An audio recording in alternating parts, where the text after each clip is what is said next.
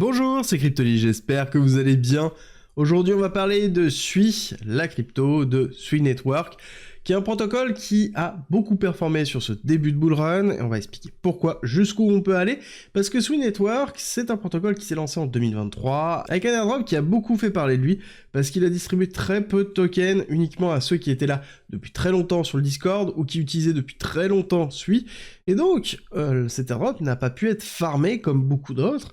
Et derrière, on a eu un protocole qui a eu beaucoup de fun, donc on ira le voir tout à l'heure dans la partie technique, l'analyse du prix, où on a eu une chute, mais malgré ça, on a maintenu, on a continué à développer, et ça a réaccéléré. SUI, le protocole est intéressant parce que déjà, au niveau du langage, c'est différent de ce qu'on peut connaître. Là, il faut prendre un petit peu de temps, je vais essayer de vulgariser rapidement, mais il faut comprendre qu'on a vraiment deux gros langages actuellement. On a un, l'EVM compatible, avec le Solidity, qui est globalement ce qui sert à développer tout ce qui est sur Ethereum et tout ce qui est, on va dire, blockchain comme Ethereum, dans lequel on utilise du Solidity pour développer les smart contracts. On va avoir à côté le Rust, qui est un langage qui est assez complexe, assez dur et compliqué, mais qui est très sécurisé, qui va être utilisé par exemple pour Kaspa ou Solana. Et à côté, on a le Move qui est utilisé notamment par SUI, qui est un autre langage qui est beaucoup plus simple et qui permet de faire beaucoup plus de choses, beaucoup plus rapidement. Et à côté, SUI, on a une blockchain qui a 0 de gas fee, quasiment rien. On a 297 000 transactions par seconde, donc des grosses performances. Et ensuite, on a une TVL, une Total Value Lock, c'est-à-dire l'argent qui est bloqué sur le protocole, qui est dans les alentours de 600 millions de dollars, ce qui n'est pas énorme de ce côté-là. Là, il va falloir surveiller l'évolution que l'on aura, certainement avec une augmentation à partir du moment où on rentrera réellement dans la alt season. Je pense qu'on va avoir aussi beaucoup d'incentives qui sera déployé, mais il faut comprendre pourquoi SUI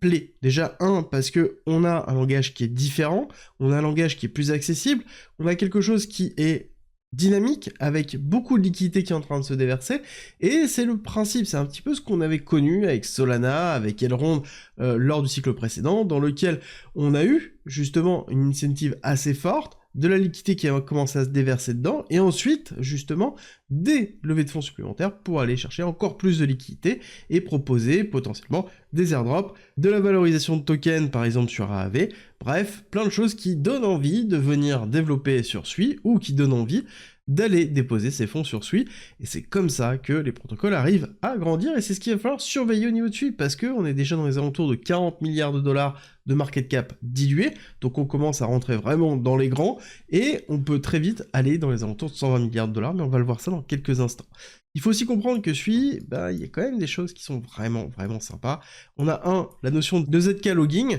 qui va être le fait de pouvoir se loguer directement sur SUI en utilisant son adresse Google, son compte Twitch, ou Facebook ou Microsoft, sans forcément devoir créer derrière un wallet. On va avoir donc le langage de programmation dont je vous ai parlé, on va avoir à côté la notion de storage des fonds qui va être vraiment sécurisée. Globalement, on a une simplification de ce qu'est la blockchain à travers une utilisation qui est beaucoup plus simple pour le tout venant, et je pense justement que c'est la force de SUI, et c'est ce qui est en train de prendre le dessus maintenant. Est-ce que c'est une phase de spéculation que l'on a sur SUI? Clairement, on n'a pas encore de TVL, de Total Value Lock. Je veux dire, à l'heure actuelle, 600 millions sur le protocole, c'est rien. Pour vous donner un ordre d'idée, on peut arriver à plus de 20 milliards de dollars quand on est en phase d'hyper-accélération et de bull run. Donc on a encore beaucoup de marge de ce côté-là, et il faut qu'il y ait plus d'applications sur SUI pour vraiment voir si elle tient la route avec beaucoup de transactions, et si derrière on reste toujours à 0 network downtime. Et bon, même si on sait que ça n'a pas forcément impacté Solana, qui a eu beaucoup de problèmes sur 2020, 2021, 2022, 2023 aussi, mais ça en fait quand même une des blockchains les plus valorisées, et ça pourrait être aussi le cas de SUI, et il va falloir surveiller. On parle beaucoup de SUI qui va dépasser Solana, SUI qui va dépasser Ethereum, et ça me fait beaucoup penser à ce narratif qu'on avait eu au cycle précédent, qui était Ethereum Killer. Est-ce que là, ce serait pas la notion de Solana Killer? Ça va être à surveiller, de toute façon, dans tous les cas, de très près. Techniquement, où on en est, déjà très intéressant de comprendre qu'au niveau de SUI, on a eu la phase de lancement, la phase de FUD dont je vous ai parlé, on est rentré dans ce qu'on appelle une courbe en U, ici, donc très belle courbe en U, avec une phase d'accumulation, deuxième ATH qui a été effectué ici, avec une distribution de week-off, et ensuite on est allé refaire une deuxième courbe en U avec une nouvelle accumulation, dans lequel on a fait notre rupture haussière qui a été très agressif avec un RSI qui garde un momentum vraiment fort, ce qui est vraiment positif, dans lequel on est allé faire un nouvel ATH, retest, et ensuite on a eu l'accélération haussière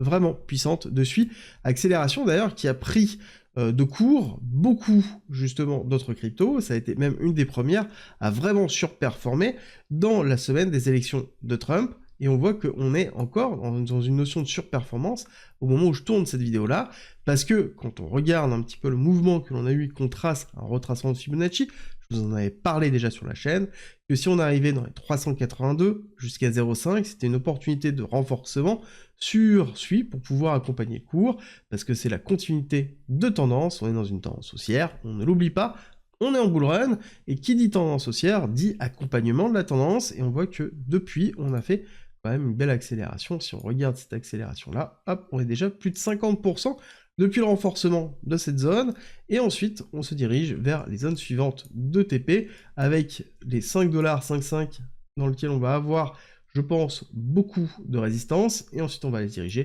vers les alentours des 7$ et se diriger vers les 10$. On rappelle à côté que on a donc, hop, on va prendre ce graphique-là, dans les alentours de 43 milliards de dollars de FDV, donc de market cap dilué. On peut aller chercher dans les alentours de 120, 150, donc encore des belles performances au niveau de SUI, et après on va voir si le reste du marché permet d'avoir plus d'expansion. Encore une fois, l'idée c'est de se dire, on va accompagner l'évolution de SUI par rapport à un Solana-like, parce que c'est un peu l'objectif que l'on pourrait avoir, c'est le type de pattern que l'on voit par rapport à l'évolution que l'on a pu avoir sur Solana, sauf qu'on est déjà dans des market caps qui sont déjà très élevés, dilués, chose qu'on n'avait pas avec Solana à l'époque du précédent cycle. Donc on le prend en considération, on fait attention, on ne pense pas non plus qu'on va toujours aller plus haut continuellement. Si jamais on a bien accumulé dans ces zones-là et dans ces zones-là, on pense surtout à prendre à un moment donné des profits, surtout qu'on commence à être sur des multiples qui sont relativement conséquents, et que on sait à un moment donné qu'on aura une respiration du marché qui risque d'être agressive. On ne sait pas si ce sera aujourd'hui ou si ça sera un petit peu plus tard. D'ailleurs, si vous cherchez une stratégie pour déterminer comment vous devez acheter, comment vous devez vendre et comprendre comment se déroule le marché, j'ai un guide qui est gratuit en commentaire en description si jamais ça vous intéresse. Et en attendant, dites-moi en commentaire la crypto que vous voulez que j'analyse ensuite. Je prendrai celle qui revient le plus, et pendant que vous êtes dans les commentaires, n'oubliez pas de me laisser un petit like et à vous abonner si ce n'est pas déjà fait, et on se retrouve très vite pour une nouvelle vidéo.